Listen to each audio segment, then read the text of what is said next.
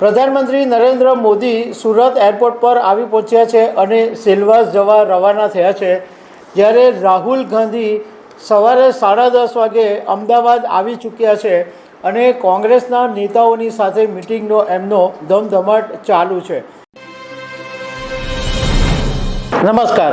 ગુજરાતમાં 2 દિવસ 7 માર્ચ અને 8 માર્ચ જબરજસ્ત રાજકીય ધમધમાટ છે, કારણ કે દેશના 2 મોટા નેતા છે એ ગુજરાત આવી ચૂક્યા છે. પ્રધાનમંત્રી નરેન્દ્ર મોદી સુરત એરપોર્ટ પર આવી પહોંચ્યા છે અને સેલવાસ જવા રવાના થયા છે, જ્યારે રાહુલ ગાંધી સવારે 10:30 વાગે અમદાવાદ આવી ચૂક્યા છે અને કોંગ્રેસના નેતાઓની સાથે મિટિંગનો એમનો ધમધમાટ ચાલુ છે.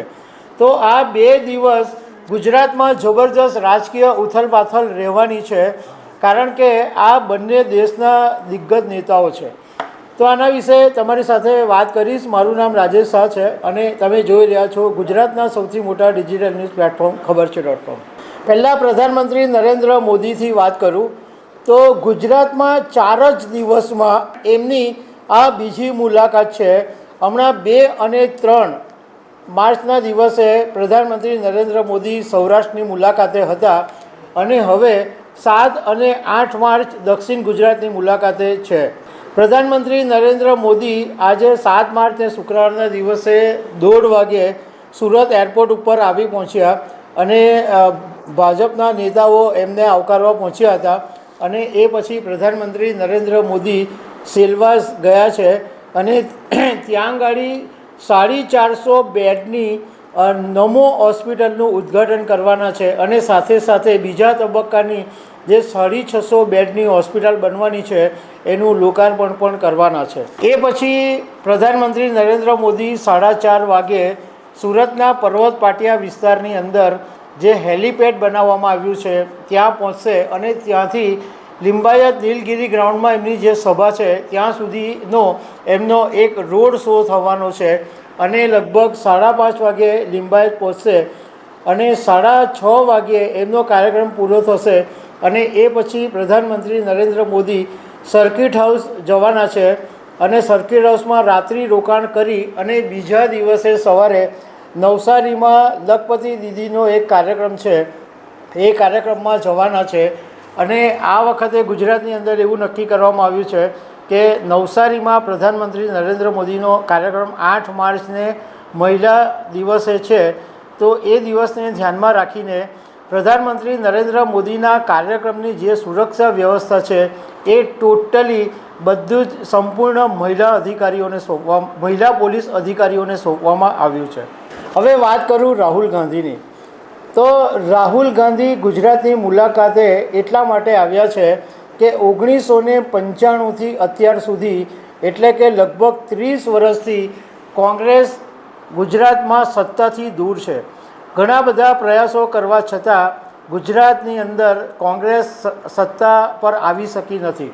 રાહુલ ગાંધીનું એવું માનવું છે કે આ વખતે ગુજરાતમાં કોંગ્રેસ સરકાર બનાવે અને એના ભાગરૂપે વિધાનસભાની ચૂંટણીની અત્યારથી તૈયારીઓ શરૂ કરવા માંડી છે અને એના ભાગરૂપે રાહુલ ગાંધી આવ્યા છે. કોંગ્રેસે આ વાત શીખી ભાજપ પાસેથી, એ સારી વાત છે, કારણ કે ભારતીય જનતા પાર્ટીની આ સ્ટાઇલ છે કે કોઈપણ રાજ્યની અંદર જો વિધાનસભાની ચૂંટણી હોય તો એની તૈયારી 2-2.5 વર્ષ પહેલાંથી શરૂ કરી દેવામાં આવે. એ રાજ્યોની અંદર નાના પાયે કાર્યક્રમો કરીને ભાજપની જબરજસ્ત તૈયારી અને માઇક્રો લેવલની તૈયારી હોય. તો આ વાત કદાચ રાહુલ ગાંધીને સમજ પડી હશે, તો એટલા માટે રાહુલ ગાંધી હવે જ્યારે 2.5 વર્ષ બાકી છે ગુજરાત વિધાનસભાની ચૂંટણીને, ત્યારે અત્યારથી તૈયારી માટે આવી ગયા છે અને આજે ટોટલ 5 મિટિંગ કરવાના છે. એમાં 2-3 મિટિંગ તો ઓલરેડી એમણે કરી નાખી. કોંગ્રેસના જે ધારાસભ્યો જે બચેલા છે એ એમની સાથે એમણે બેઠક કરી, કારણ કે ગુજરાત વિધાનસભા 2022માં કોંગ્રેસનું પરફોર્મન્સ બહુ જ નબળું રહ્યું અને 17 ધારાસભ્યો ચૂંટાયેલા અને એમાંથી 3-4 તો પાછા ખરી પણ પડ્યા. હવે રાહુલ ગાંધી આ 2 દિવસ ગુજરાતમાં રહેવાના છે, 7 અને 8, અને 500 જેટલા કાર્યકરોને મળવાના છે અને આજે સાંજે 5 વાગ્યે એમણે કેટલાક નક્કી કરેલા હોદ્દેદારો અને કેટલીક વ્યક્તિઓની સાથે અલગ અલગ મિટિંગો પણ રાહુલ ગાંધી કરવાના છે. કોંગ્રેસ એપ્રિલની અંદર એક સંવિધાન યાત્રા કાઢવાની છે, એની પણ આ બેઠકમાં ચર્ચા થવાની છે. પણ રાહુલ ગાંધીના આગમનથી એક વાત એ જોવા મળી કે કોંગ્રેસીઓના ચહેરા ખીલી ગયા છે. કારણ કે ગુજરાતની અંદર કોંગ્રેસીઓના ચહેરા મુરઝાઈ ગયા હતા, કારણ કે એમની પાસે કોઈ પાવરફુલ નેતા નથી.